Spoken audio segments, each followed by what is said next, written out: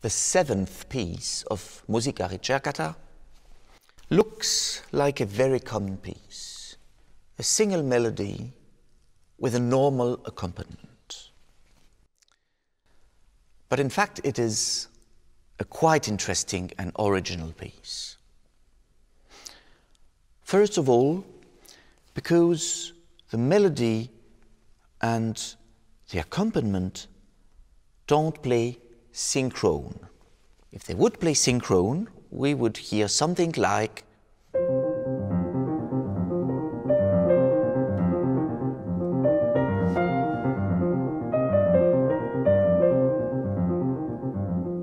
we would have then the 1, 2, 3, 1, 2, 3, 1, 2, 3, 1 from the melody against the 1, 2, 3, 4, 5, 6, 7, 1, 2, 3, 4, 5, 6, 7, 1, 2, 3, 4, 5, 6, 7 from the accompaniment. Well, it would be a quite interesting polyrhythm, not surprising from Ligeti. And certainly he would not be the kind of person to have composed a 3 against 6. That would be much too banal for him.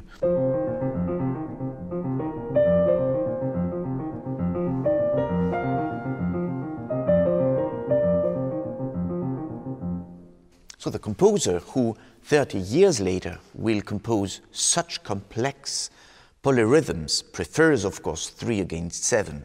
But even what is more interesting for him is having a 7 completely independent with the left hand with its own speed, with an independent 3 with the right hand, a melody at another tempo that seems to have no contact at all with the accompaniment.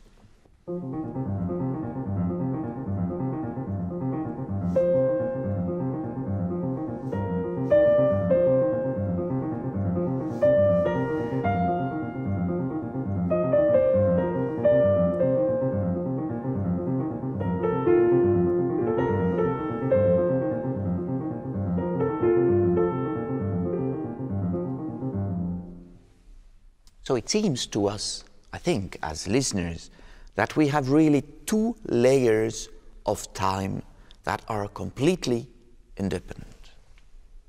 And more than that, we have also 2 completely different characters. It is not that the accompaniment reflects somewhere the feeling or the atmosphere that is described by the main melody. Here we have a kind of completely mechanical accompaniment and a very expressive human melody.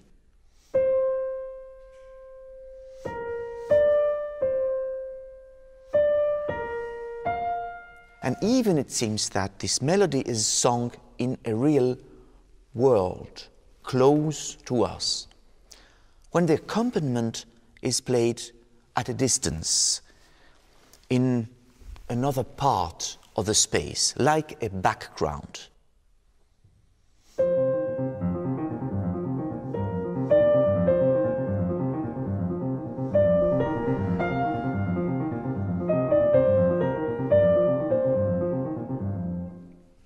So even during the 50s, we see that Ligeti is interested in a 3-dimensional space, in having really on stage, let's say, a background and a foreground. But more than that, every time that we shall hear this melody, it will be repeated a certain amount of time, we'll hear it, seems to us, at a different place in the space. A little more real, maybe, when we hear it sung by 2 voices, completely synchrone, completely parallel.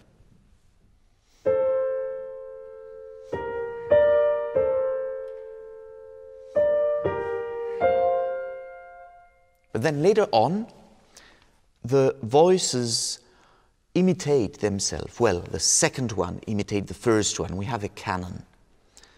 And they sing louder, and they sing in a higher register, so that the feeling for the listener will be to have both voices closer.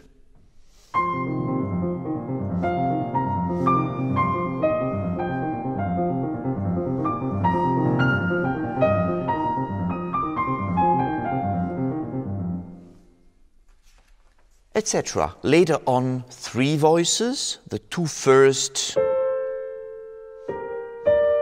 and the third one imitating.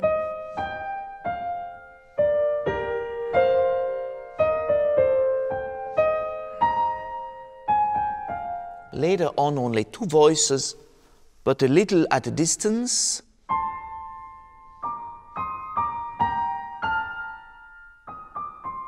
Maybe at a distance in the memory, if this is a melody of his childhood, and even quite far away at the end, when we hear the melody very high at a place where the piano doesn't have dampers anymore for stopping the sound at the end, so that the sound resonates and it seems that the sound is further away.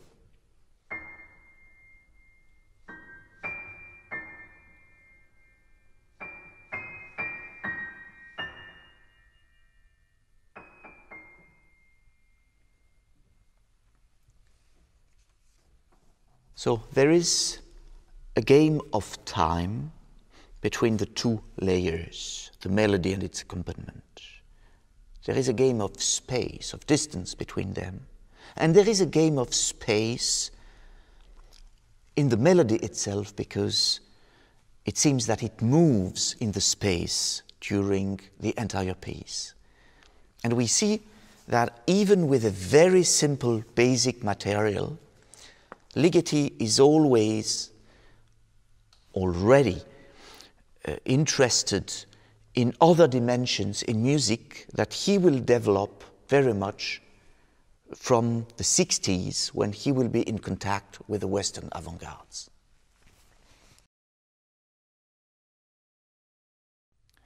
One starts the piece with the accompaniment, with this ostinato. It should be, of course, very regular in rhythm and dynamic.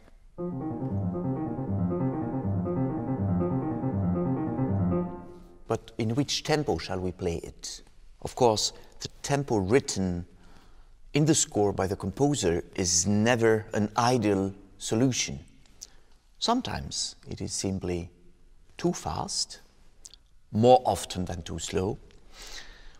In any case, we have to adapt this tempo to the instrument, our instrument, to the acoustic, to the circumstances. I think that in this case, we have to choose the right balance between a tempo that would be too slow, good for the rhythm, but not for the perception of a texture, and a tempo that would be too fast, and then in this case we would hear the texture but not the rhythm. So something in between that let us feel that's a rhythm in 7, but this is also something at the border of a texture. Ligeti adored borders from all kinds, and of course there is a double meaning in this ostinato, which should have both dimensions, rhythm and texture. Something like, maybe a little faster.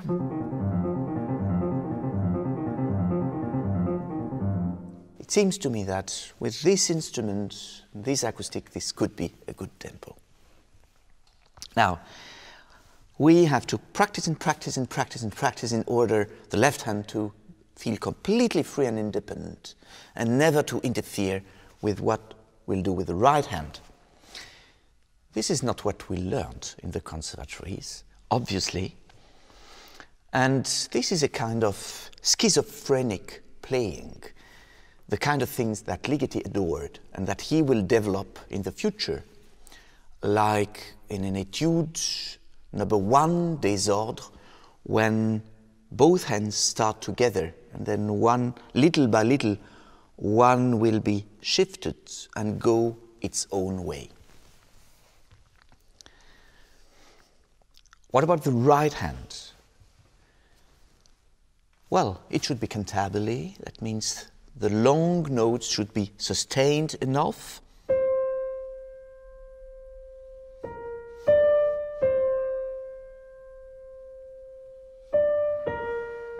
And the short note, we should sing as well.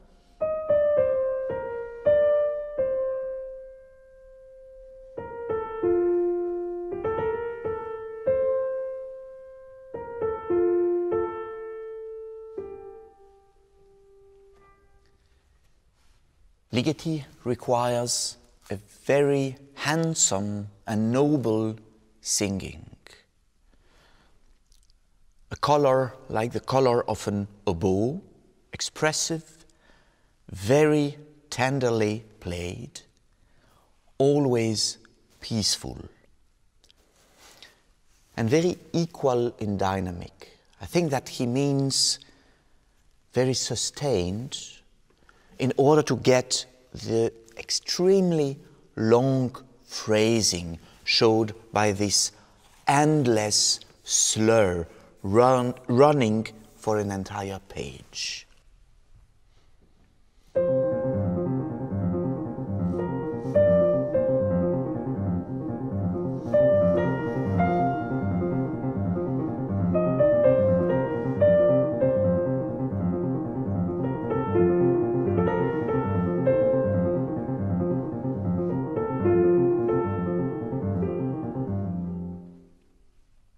Then between the phrases, before he sings with two voices, the fermata for taking time,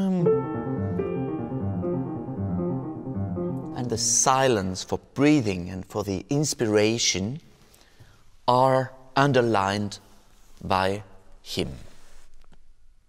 Of course, when two voices sing together and play a specific interval that requires more expression, like a septim, for instance, then we should give more expression.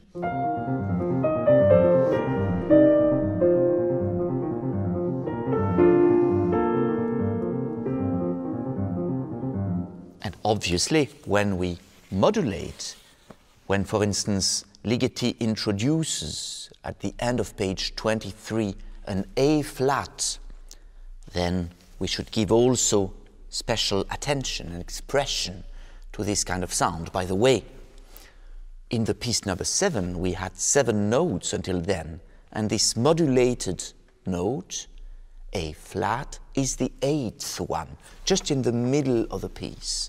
So for sure, we should give a very special expressive commitment to this note.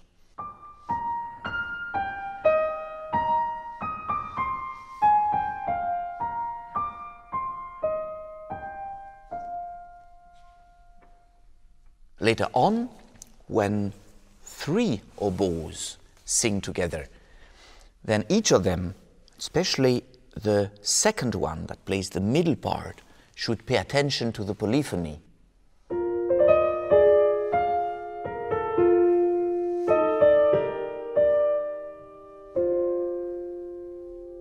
And always, always, the song is more important than the accompaniment.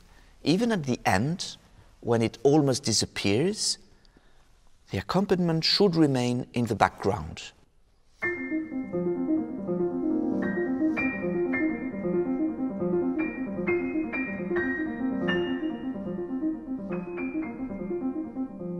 So a very light touch, almost a lot of air in the fingers, though a very precise rhythm.